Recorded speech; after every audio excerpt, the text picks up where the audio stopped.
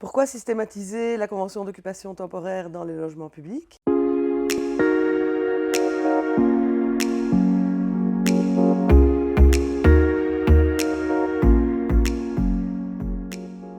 Tout simplement parce qu'entre le projet de rénovation et la réalisation effective des travaux, il peut parfois s'écouler plus de 5 ans.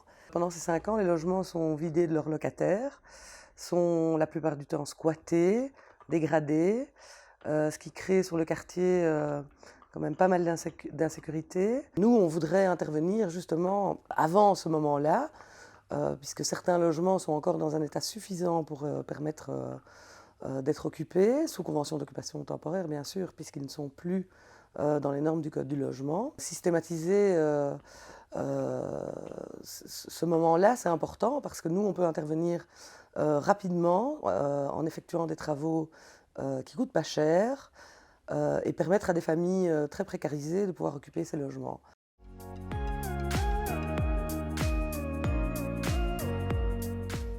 Premièrement, on signe une convention de minimum 1 an de mise à disposition du logement qui est gratuite pour la Fébule.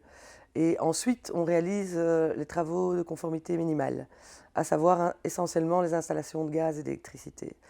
Après ça, on assure le bâtiment et puis après, on peut conclure des conventions avec notre public, public qui vient de nos associations membres ou de la plateforme Occupation qu'on coordonne depuis plus de 4 ans.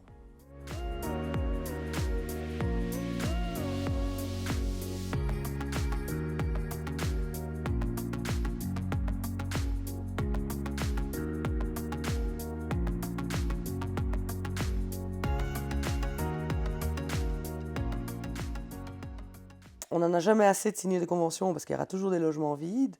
On essaye effectivement d'arriver à temps pour qu'il n'y ait pas de problème de squat. Donc il faut continuer à militer dans ce sens. Toutefois, on ne se substitue pas au Code du logement ni à la rénovation des bâtiments. Bien sûr, on préférerait que tous les logements soient rénovés et aux normes du Code du logement. Malheureusement, ce n'est pas la réalité.